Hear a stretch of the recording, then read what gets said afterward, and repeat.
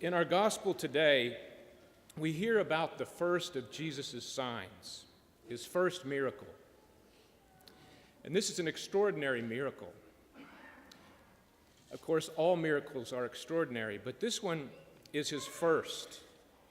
And we can look back at this miracle along with theologians and scholars and doctors of the church, and we can learn some things about Jesus and about Mary that can help us today. First, we're told that there were 6 stone water jars. They were stone jars as opposed to earthen-type jars. So these jars would have been free from impurities. And Jesus and Mary, the 2 main figures in our gospel today, are the only 2 persons in all of eternity that were free from impurities. Mary, by the grace of God, and Jesus because he is the second person of the Holy Trinity. Next, we're told that these jars were filled to the brim before Jesus turned the water into wine.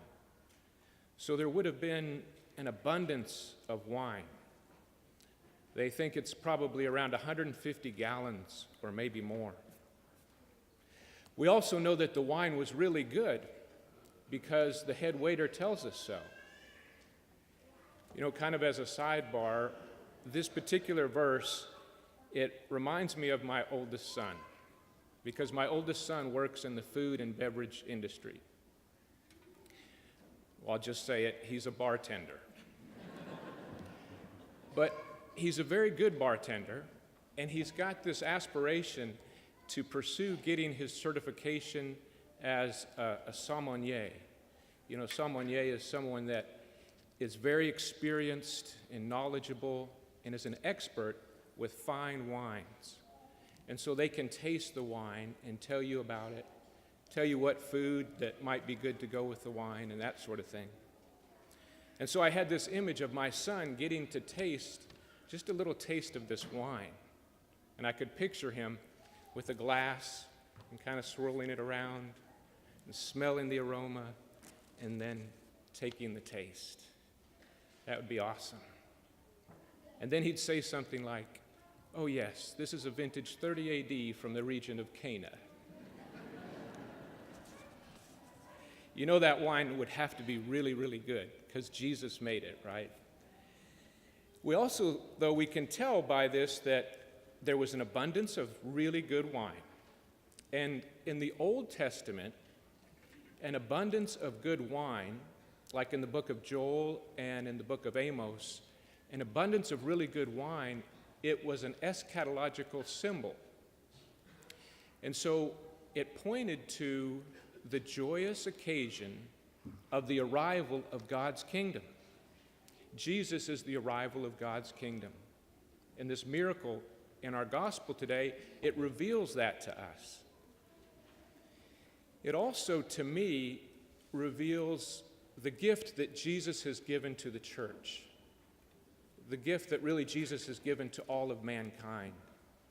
Because when I think about the water that was turned into wine, I also automatically think about the miracle at the end of Jesus' ministry, in which he changes the wine into his blood. This is the miracle that we will encounter right here in this Mass in just moments from now. And so to me, the miracle at the wedding of Cana is something we should never discount and take for granted. And we should never discount or take for granted the miracle that happens at every Mass. It's also interesting to me that Mary is the one that takes the initiative in this miracle. She tells Jesus, "They have no wine." That's all she says, is 4 simple words.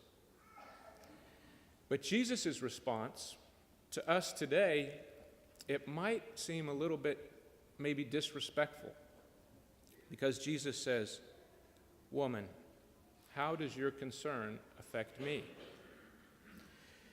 I know that if my children spoke to my wife like that, there would be a consequence. But at Jesus' time, this is not a disrespectful way of speaking. It was actually just a formal, maybe even ceremonial way of speaking. And I think it's a shame today that the word woman is sometimes used as maybe a term of contempt today. I think the word woman is an absolutely beautiful word that should be honored and treated with respect and dignity, as Jesus would want.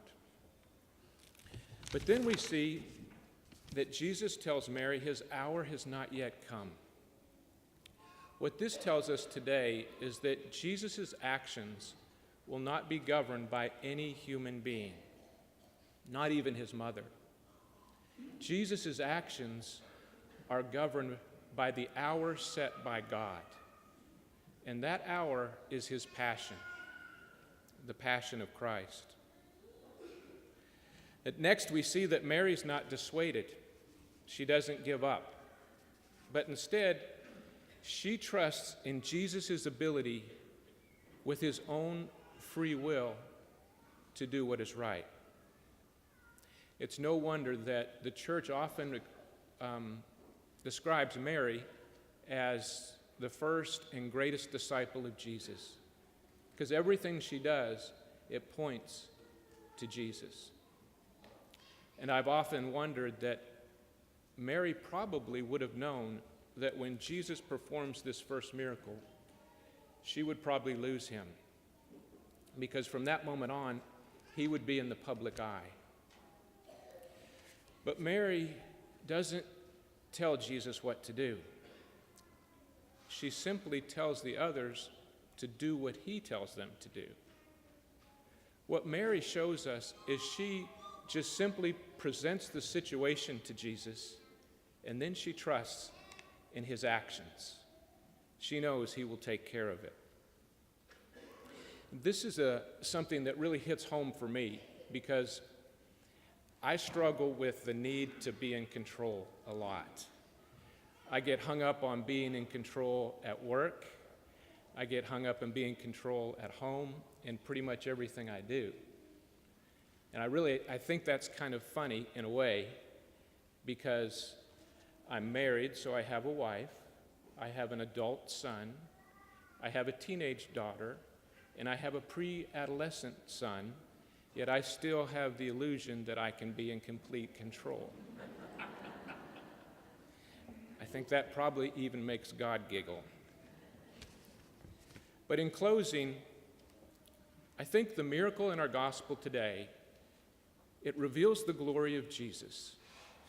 It points to his ultimate glorification with his death, his resurrection, and his ascension. But to me, it also points to the miracle that we experience in Mass, every Mass. And with Mary, I think Mary shows us that in our everyday lives, we don't have to tell Jesus what to do.